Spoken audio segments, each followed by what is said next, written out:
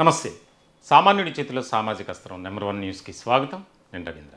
ఆంధ్రప్రదేశ్ రాష్ట్ర ప్రభుత్వంలో ఎన్నో ఏళ్ళు సర్వీస్ చేసి ఇటు ప్రజలకు ప్రభుత్వానికి మధ్య ఒక వారధిగా అలాగే ఒక సారథిగా వారు పనిచేశారు.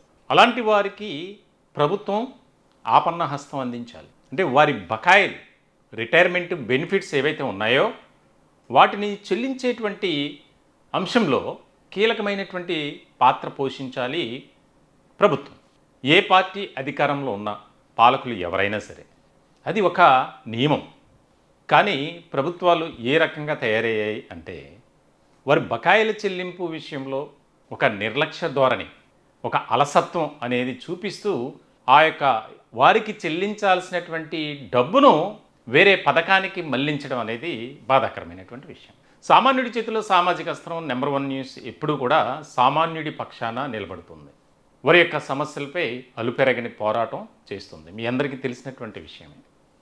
ఇలాంటి క్రమంలో రాష్ట్ర ప్రభుత్వంలో ఉన్నటువంటి ఉద్యోగులు కానీ, ఉపాధ్యాయులు కానీ, అలాగే పదవీ విరమణ చేసినటువంటి పెన్షనర్లు వారి సమస్యలపై గత కొంతకాలం నుంచి మేము వీడియోలు చేస్తున్నాం. కొన్ని సమావేశాలను ఏర్పాటు చేస్తున్నాం. ఉదాహరణకు జనవరి 25న రిటైర్డ్ ఎంప్లాయీస్ ఆత్మీయ సమావేశాన్ని కూడా ఏర్పాటు చేయడం జరిగింది.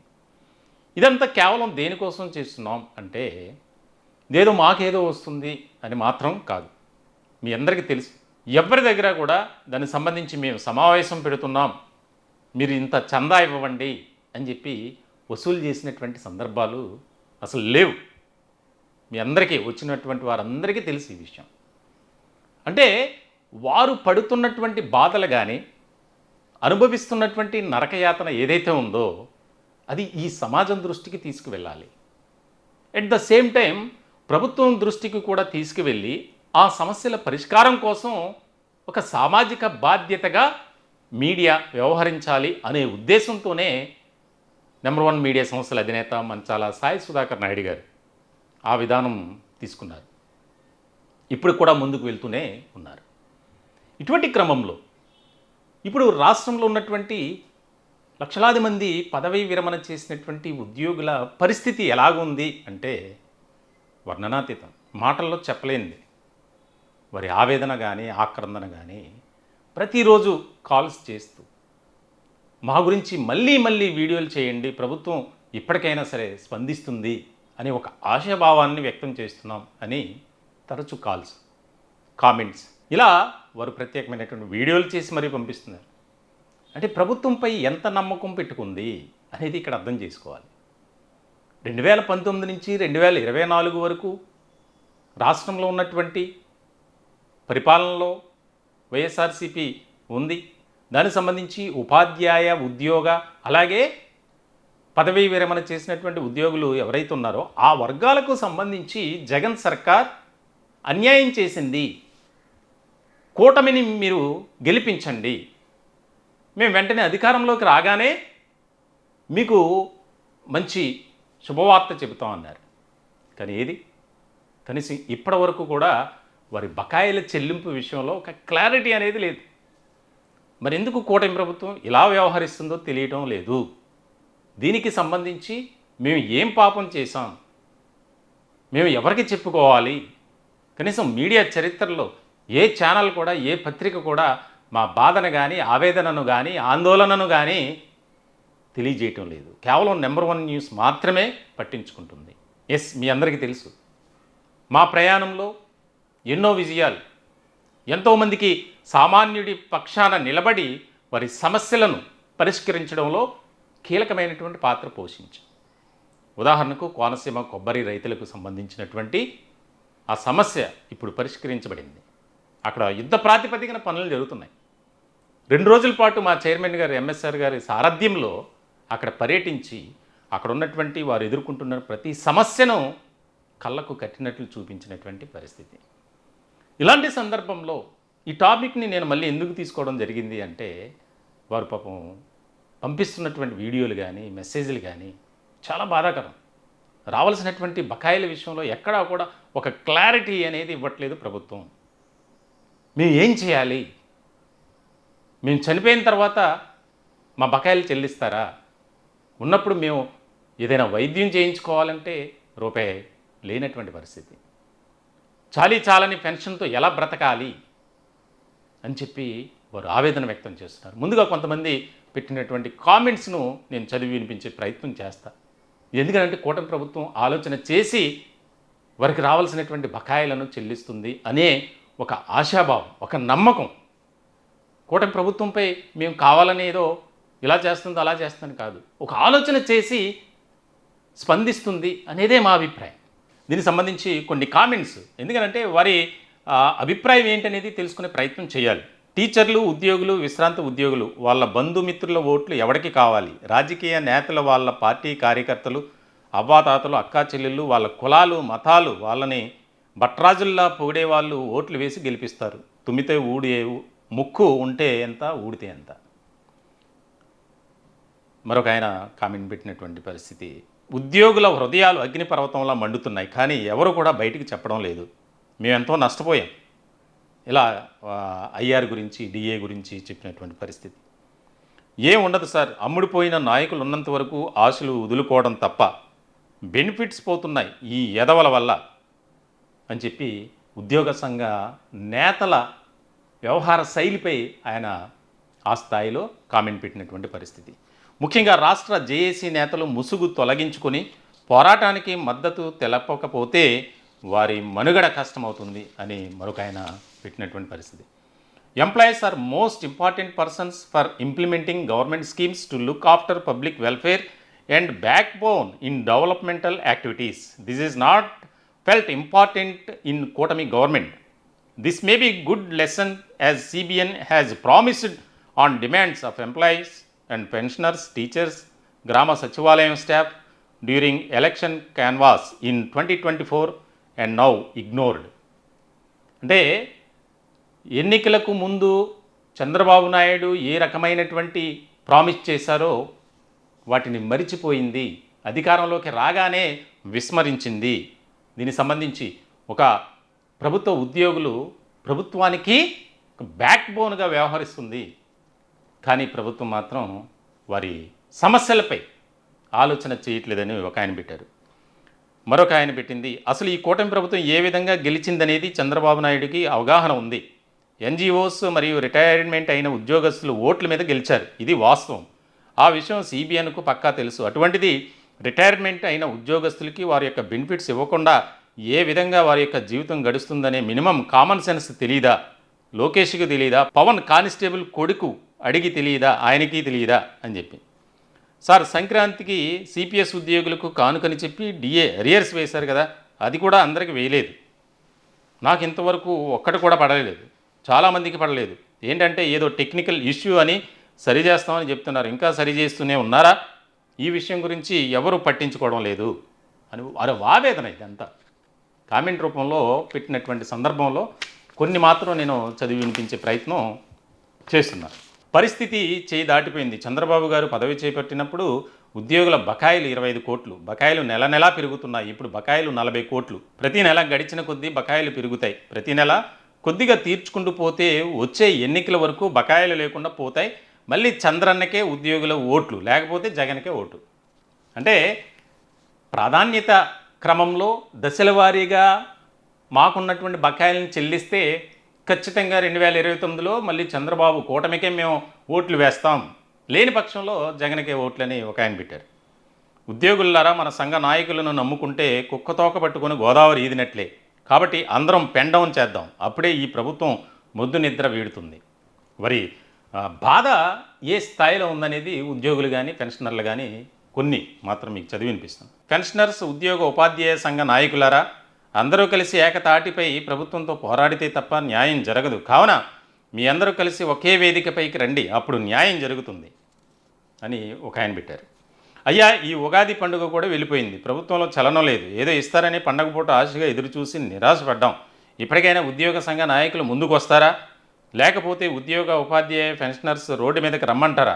నాయకులు ఏం సమాధానం చెప్తారు? నాయకులకు ముక్కుసూటిగా ఒక ఎంప్లాయీ పెట్టినటువంటి మెసేజ్. సార్, ప్రభుత్వం డిఆర్ ఎరియర్స్ 2018 జూలై నుంచి 2020 డిసెంబర్ వరకు ఇవ్వవలసిన డిఆర్ 2026 జనవరి 14న పెన్షన్దారుల అకౌంట్లో వేసింది. కానీ ఇంకా కొంతమందికి రాష్ట్రంలో పడలేదు. ముఖ్యంగా విశాఖపట్నం జిల్లా సీతమ్మధార బ్రాంచ్లో అర్హులైన 14,000 మంది పెన్షన్దారులకు నేటి వరకు ఒక్కరికి కూడా పడలేదు. అడిగితే టెక్నికల్ సమస్య అంటున్నారు. అల్లం రామకృష్ణ అధ్యక్షులు రాష్ట్ర ప్రభుత్వ పెన్షన్దారుల సంఘం పెందుర్తి విశాఖ జిల్లా.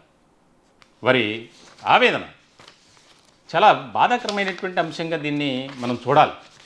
ఒక రిటైర్డ్ ఎంప్లాయీకి సంబంధించి వారి బంధువులు మాకు ఒక ఫోటో పెట్టారు. ఆ ఫోటో మీరు స్క్రీన్ మీద చూస్తున్నారు. బాధాకరమైనటువంటి అది చూపించాలనుకోలేదు, కానీ అతను పడుతున్నటువంటి నరక యాతన ఆ బెడ్ మీద ఏ రకంగా ఉంది అనేది మీకు చెప్పడం కోసమే ప్రభుత్వంలో ఒక చలనం అనేది వస్తుంది అనే మేము కూడా మా ప్రయత్నం అది. గౌరవనీయులైన నారా లోకేష్ గారికి, సార్ ఆయన మా uncle Kukkala Gunasekhararao, Tirupati retired fire department, heart brain effect అయ్యి అన్కాన్షియస్లో ఉన్నారు. సామాన్య కుటుంబం, ఆర్థికంగా ఏమీ లేదు, పెన్షన్తో బతుకుతున్నారు. ముఖ్యమంత్రి సహాయ నిధి నుండి ఆదుకోవాల్సిందిగా కోరుచున్నాను అని వారి బంధువు పెట్టారు. నిజంగా ప్రభుత్వంలో సంవత్సరాలు సర్వీస్ చేసి ఈ రోజున ఎలాంటి పరిస్థితి ఎదుర్కొంటున్నారు అనేది ఒక రకమైనటువంటి ఉదాహరణ ఇది. ఇలా చాలామంది పరిస్థితి ఇదే. కుటుంబాలు గడవక, ఎవరి మీద ఆధారపడాలో తెలియక, ఎందుకంటే కొంతమంది ఆర్థిక పరిస్థితి బాగానే ఉంటుంది, మరికొంతమంది పరిస్థితి ఎవరికి చెప్పుకోలేక ఒక రకమైనటువంటి దీనావస్థలో ఉంటుంది. మరి అటువంటి వారు ఒక ఆయన మనకి తాజాగా ఒక వీడియో పంపించారు. సార్ నా ఆవేదన ఇది, మన ఛానల్ ద్వారా తెలియజేయండి అని చెప్పి. ఆయన ఏం మాట్లాడుతున్నారు ఒకసారి వినే ప్రయత్నం చేయండి. నెంబర్ 1 న్యూస్ ఛానల్కి నమస్కారాలండి. ఈరోజు మీరు ఈ రిటైర్డ్ పెన్షనర్స్ కానీ లేక ఇతర ఉద్యోగస్తుల గురించి వాళ్ళకి రావాల్సిన జీతభత్యాలు కానీ లేక అరియర్స్ కానీ డిఏలు కానీ ఇవన్నీ కూడా వాటి గురించి మంచి చక్కటి ఒక డిబేట్ ఒకటి పెట్టారు. సంతోషం అండి. అలాగే ముఖ్యంగా రిటైర్డ్ పెన్షనర్స్ మరీ పరిస్థితి ఘోరంగా ఉందండి. నేనే కాదు, నాతో పాటు ఎంతోమంది జీవిత చరమాంకంలో ఉన్నారు. ఏ క్షణం వాళ్ళు వెళ్ళిపోతారో ఎవరికి తెలియకుండా ఉన్నది. నా పేరు SK Kasim, retired assistant social welfare officer. నా మిసెస్ 2 సంవత్సరాల కింద చనిపోయింది. నాకు నామినీ కూడా లేరు.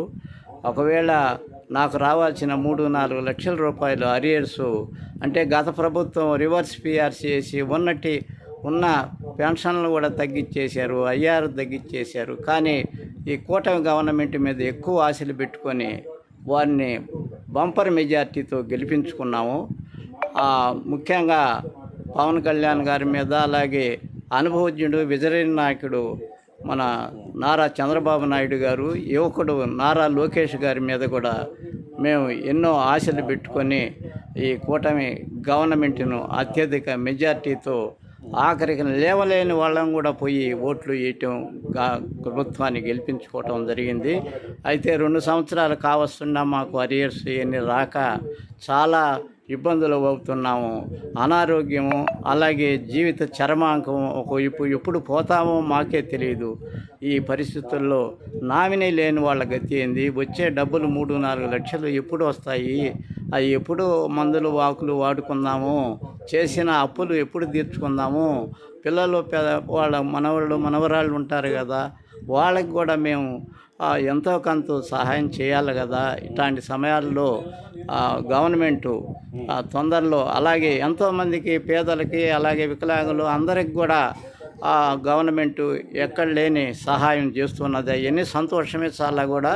కానీ ముఖ్యంగా ఈ రిటైర్డ్ విశ్రాంత ఉద్యోగుల నుంచి కూడా ముఖ్యమంత్రి చంద్రబాబు నాయుడు గారు ఒక దృష్టి చేస్తే కనీసం ఆ జీవిత చర్మాంకులైన మా డబ్బులు మాకు వచ్చాయి కదా అనే సంతోషం మీద ధైర్యంతో మేము మా జీవితాన్ని ముగిస్తామండి. ధన్యవాదాలు. నంబర్ 1 టీవీ ఛానల్కు మరోసారి ధన్యవాదాలండి. నమస్కారాలు. అదండి పరిస్థితి. మరొక ఎంప్లాయీ రాజు గారు, ఆయన తరచూ మాట్లాడుతున్నారు. ఆయనతో కూడా మాట్లాడే ప్రయత్నం చేద్దాం. అంటే ఇది ఎందుకు నేను చెప్తున్నాను అంటే వారి ఆవేదన, వారి బాధ ఆ విధంగా ఉన్నటువంటి పరిస్థితి. మనకి రాజు గారు. హలో, నమస్కారం అండి. సార్ నమస్తే. రాజు గారు బాగున్నారా? బాగానే ఉన్నాను సార్. నమస్తే అండి. సార్ నమస్తే. నేను రవీంద్ర, నెంబర్ 1 న్యూస్ నుంచి.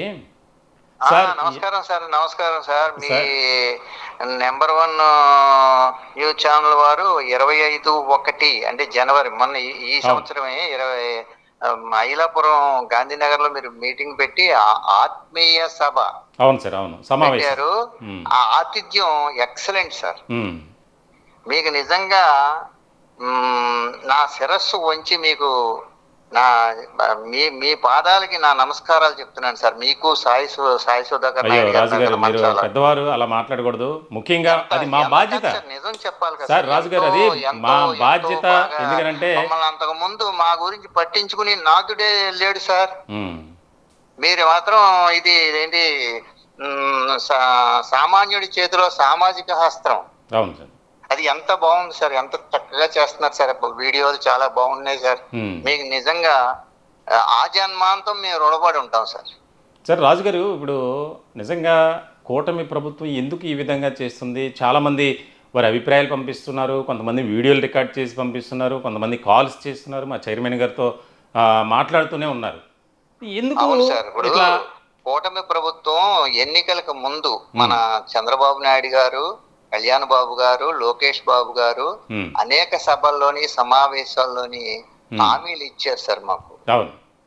మేము గెలిచిన వెంటనే మీకు 12వ PRC కమిషన్ వేస్తాం, వెంటనే IR ఇస్తాం. పైగా రాయదుర్గంలో అంటే మన అనంతపురం జిల్లా రాయదుర్గంలో మేధావుల సభలో చంద్రబాబు నాయుడు గారు ఇంకో విషయం చెప్పారు, 42% ఫిట్మెంట్ ఇస్తాం వచ్చిన వెంటనే. ఏమండి ఈ బకాయిలు డిఆర్ బకాయిలు పనిచేస్తున్న వాళ్ళకేమో డిఏలు అండి, మాకేమో డిఆర్ అంటాం కదండి. ఆ డిఆర్ బకాయిలు వెంటనే మీకు ఇస్తాం. 11వ PRC ఏరియర్స్ ఇస్తాం. అలాగే బకాయిలున్న డిఏలు ఉంటాయి కదా, 4 డిఏలు ఉన్నాయండి ఇప్పటికి. అవి కూడా వెంటనే ఇస్తామని వారు ఇచ్చిన హామీలేండి సార్. కళ్యాణ్ బాబు గారు ఉన్నారనుకోండి, వాళ్ళ నాన్నగారు కూడా పోలీస్ డిపార్ట్మెంట్ లో పనిచేసి రిటైర్ అయ్యారంట సార్. ఏమండి, ఆయనకు కూడా మీ బాధలు నాకు తెలుసు, మేము బాధలు పడిన వాళ్ళమే, డిఏలు ఎప్పుడు పెరుగుతాయని ఎదురు చూసేవాళ్ళం మేము కూడా అని చెప్పారని. కాబట్టి మీరు ఒక్కసారి మీరు చూడండి, నేను చెప్పింది నిజమో అబద్ధం ఒకసారి మీరు చూడండి సార్. ఇది చాలా మేము ఎంతో ఆశతో. ఇప్పుడు ఉదాహరణ మొన్న ఈ మీకు చెప్పకూడదు అయినా చెప్తున్నానండి. ఇక్కడ మాకు దగ్గరలో ఇప్పుడు గ్యాస్ కొరత వచ్చింది కదండి. నేను ఈ కరెంటు పొయ్యి కోసం వెళ్ళాను సార్. ఏమయ్యా, ఈ నెలాఖరికి మాకు డబ్బులు రేపు 1వ తారీఖు 2వ తారీఖు 3వ తారీఖు వస్తుంది, ఇస్తాను, నాకు కొంచెం అరువు ఇమ్మని అడిగానండి. ఆ షాప్ వాడు ఒకే ఒక మాట అన్నాడండి, మీరు సర్వీస్ లో ఉన్నారా అని అడిగారండి. కాదు, నేను రిటైర్ అయిపోయాను, రిటైర్డ్ హెడ్ మాస్టర్ని, గవర్నమెంట్ స్కూల్లో పనిచేసి రిటైర్ అయిపోయాను అని చెప్పాను సార్. అంటే అలాగైతే ఇవ్వం సార్, సర్వీస్ లో ఉన్న వాళ్ళకి అయితే ఇస్తాం తప్ప మీకు ఇవ్వం కదా సార్, పెన్షన్ తక్కువ వస్తుంది కదా, మేము ఇవ్వలేము సార్ అన్నారు. అంటే ఎంత ఇబ్బందిగా ఉందో ఆలోచించండి సార్. చాలా మా బాధలు వర్ణించలేము సార్, నిజంగా చెప్తున్నానండి. ఎలాగంటారు, వారు అప్పుడు సంక్షేమ కార్యక్రమాలు అమలు పరుస్తూ ఉంటున్నారు, కరెక్టే, తప్పేం కాదండి. మేము సంక్షేమ కార్యక్రమాల్లో ఉపాధ్యాయ పదవీ విరమణ చెందిన ఉపాధ్యాయ ఉద్యోగుల కుటుంబాలు కూడా ఒక భాగమే కదా సార్. ఏమండి, మాకేమో ఇప్పుడు మేము కూడా ఎక్కువ పర్సెంటేజ్ మేమేనండి ఉన్నది, మా ఫ్యామిలీసే ఓట్లు కూడా.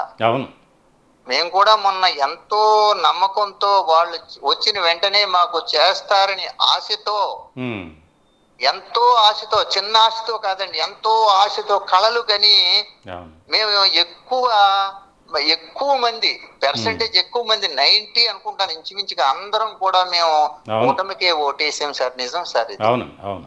మేము ఇవ్వకపోతే ఎలా గెలుస్తారు సార్? ఒక్కసారి మీరు కూడా ఎప్పటికప్పుడు ప్రభుత్వం దృష్టికి తీసుకెళ్తున్నారు, మా బాధలు ప్రభుత్వం దృష్టికి తీసుకువెళ్తారని మిమ్మల్ని నిజంగా మీ పాదాలకి నమస్కారం పెడుతున్నాం సార్ ఈ సందర్భంగా.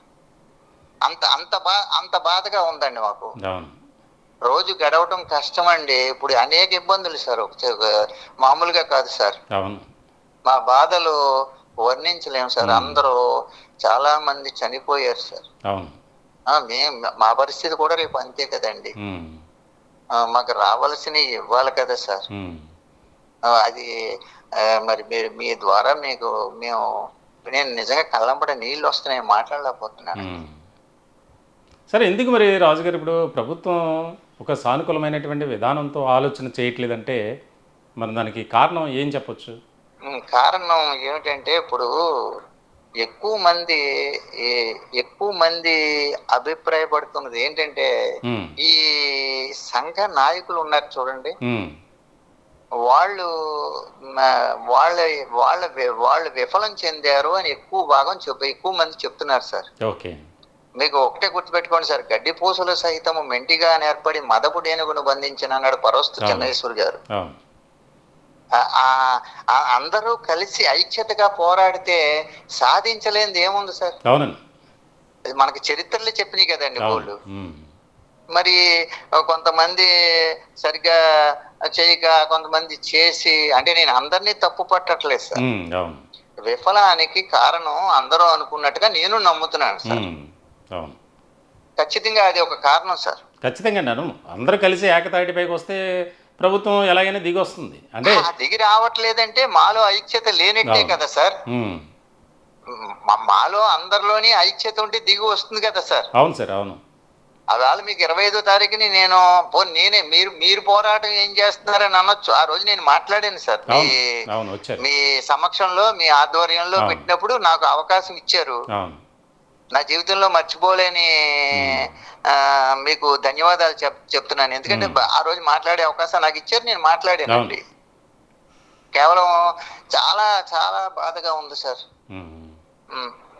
రైట్ సార్, చేద్దాం, మన ప్రయత్నం మనం చేద్దాం. ఖచ్చితంగా ప్రభుత్వం సానుకూలమైనటువంటి విధానంతో ఆలోచన చేసి సమస్యలు ఏదైతే మీరు ఎదుర్కొంటున్నారో, ముఖ్యంగా ఆర్థికపరమైనటువంటివే, మీరు ఏమీ మాకు అది ఇవ్వండి ఇది ఇవ్వండి అంట్లా, మీకు న్యాయపరంగా రావాల్సినటువంటి చెప్తాను సార్, న్యాయమైన మాకు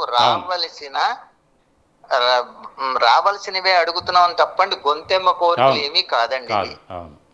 వారు హామీ ఇచ్చారు, మాకు రావాల్సినవి వచ్చిన వెంటనే ఇస్తామన్నారు కాబట్టి మేము అందరం కూడా వారికి సపోర్ట్ చేసామండి. సపోర్ట్ చేసి గెలిపించామండి. ఇందులో అనుమానం లేదు, ఆ విషయం మీకు తెలుసు. ఖచ్చితంగా. అందుకని మరి ఏం చేయమంటారు సార్ మమ్మల్ని? చెప్పండి. నేనే ఇంత బాధపడతా ఉంటే నాతోటి పాటు బోల్డ్ మంది బాధపడుతున్నారని, నాకంటే వయసు వాళ్ళు ఎక్కువ ఇంకా ఎంత బాధపడుతున్నారు సార్. ఇప్పుడు అనేక అవసరాలు ఉంటాయి సార్, ముసలి వాళ్ళకి, పెద్దవాళ్ళకి. సార్ మా ఆశీస్సులు మీకు ఎప్పుడు ఉంటాయి సార్. కొంచెం ప్రభుత్వం దృష్టికి తీసుకెళ్లి తప్పకుండా సార్, తప్పకుండా మేము అదే ప్రయత్నం చేస్తున్నాం. సాయి సుధాకర్ నాయుడు గారు, మీరు చాలా బాగా చేస్తున్నారు. మీ ఉచ్చారణ, మీ ప్రొనౌన్సియేషన్ చాలా బాగుంది సార్. మేము చాలా ఆనందిస్తున్నాం. మీ వీడియోలు అన్నీ చూస్తున్నాను నేను. కావాలంటే ఒక్కసారి మీరు చెక్ చేసుకోండి, ప్రతిదీ చూస్తానండి.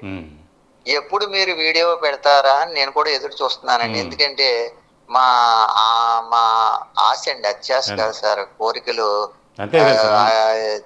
ఇంతవరకు ఏమీ లేదు సార్, ఒక్క డిఆర్ ఇచ్చారు అంతేనండి. అందుకే సార్ మేము స్వయంగా చూసాం కాబట్టి ఆ రోజు జనవరి 25వ తేదీన జరిగినటువంటి సమావేశంలో చాలా మంది దాదాపుగా కన్నీటి పర్యంతమయ్యారు. తర్వాత మేము వారితో రెగ్యులర్గా కాంటాక్ట్లో ఉన్నాం. ఈ సమస్యని ఏదో రకంగా ప్రభుత్వం దృష్టికి తీసుకువెళ్ళి, ప్రభుత్వంపై కొద్దిగా ఆర్థిక భారం పడుతున్నప్పటికీ మిగిలినటువంటి సంక్షేమ పథకాలు కానీ అభివృద్ధి కార్యక్రమాలు చేస్తున్నారు.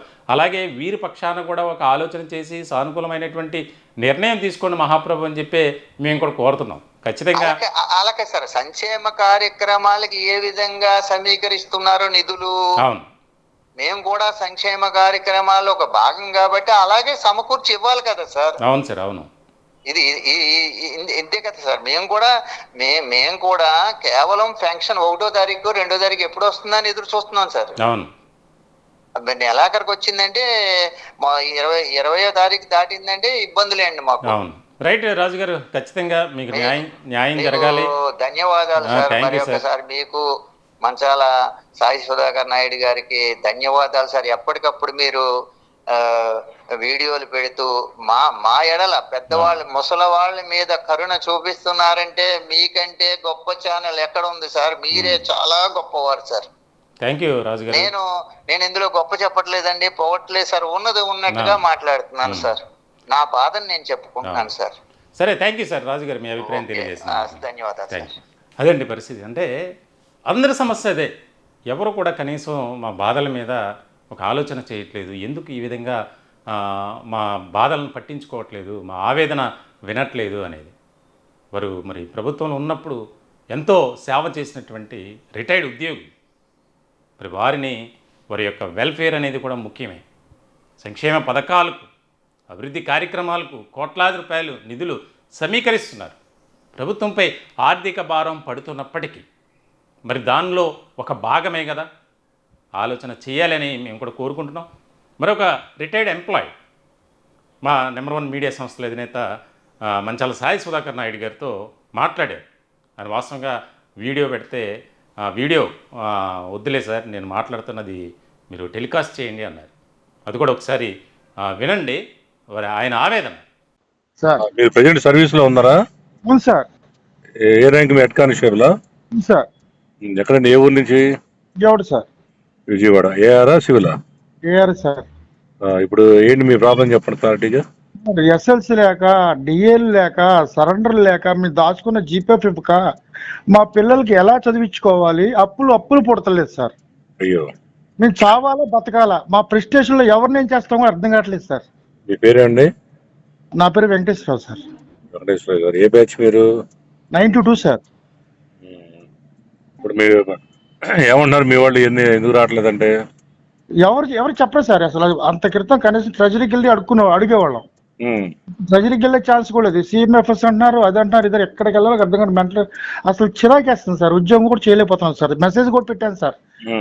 మెసేజ్ కూడా పాస్ చేశాను సార్. యూట్యూబ్ చెప్తున్నారు కదా ఛానల్స్ లో, దాంట్లో కూడా పెడుతున్నాను సార్. ఓకే. మీ దాచుకున్న డబ్బులు కూడా ఇస్తే కనీసం ఫీజులన్నీ కట్టుకుంటాం కదా సార్. ఇప్పుడు మీ జీపీఎఫ్ మీద లోన్ కూడా ఇవ్వట్లేదా?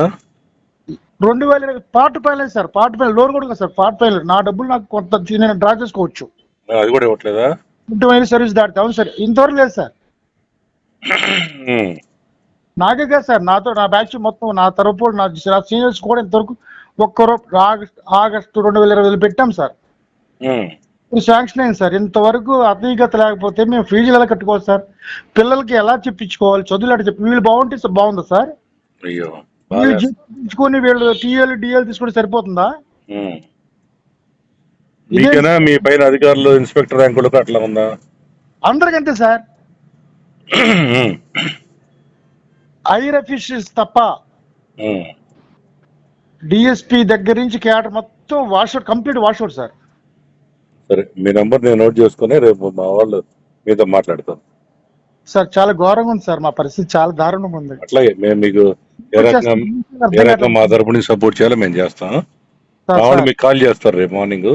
Thank you sir. Thank you sir. Okay. ఎందుకంటే మళ్ళీ ఇలా ఫోన్ చేసినందుకు మా మీద క్రమశిక్షణ చర్యలు కూడా ఉంటాయి. మీ పేరు చెప్పకుండా సార్ జనరల్ గా ఇబ్బందులన్నీ చెబుతాం సార్. మా దృష్టికి వచ్చినాయి సార్ అని చెప్పి మనం స్టార్ట్ చేస్తాం సార్. 4 సరెండర్లు బాకీ సార్. సరే, ఇపోతే సెకండరీ వాళ్ళ ప్రాబ్లమ్స్ వాళ్ళకు ఉన్నాయి. మేము దాచుకున్నా కూడా ఇపోతే మేము ఎక్కడ సావాలి సార్? అర్థమైంది సార్. సరే, నేను రేపు మా వాళ్ళు మీకు ఫోన్ చేస్తారు వెంకటేశ్వర గారు. సార్ పర్లేదు బట్టి మీకు ఫోన్ చేస్తాను తప్ప. అయ్యో, డిస్క్ చిన్న సార్. చేసి అందరికి మెసేజ్లు పెట్టి కూడా రెస్పాండ్ లేక లాస్ట్ సార్ మీ ఛానల్ ప్రతి మెసేజ్ కూడా నేను వింటాను సార్. నేను ఎప్పుడు చేస్తే ఏమన్నా క్రమశిక్షణ తీసుకుంటే మళ్ళీ నా బతుకు బస్ స్టాండ్ అయిపోద్ది. నా అర్థం కాక చావలేక పోలీస్ డిపార్ట్మెంట్ లో చిన్న ఉద్యోగులు ప్రతి వ్యక్తి సార్ ఒకసారి ఎంక్వైరీ చేయండి సార్. అర్థమైంది, నాకు తెలుసు. నేను మీకు ఎట్లా న్యాయం చేయాలో మేము చేస్తాం. మీ పేరు చెప్పకుండా. Sir thank you sir. Sorry. పర్లేదు. Okay, thank you. నమస్తే సార్. నమస్తే. ఇదేంటి పరిస్థితి. కాబట్టి ప్రభుత్వం సానుకూలమైనటువంటి విధానంతో ఆలోచన చేయాలి.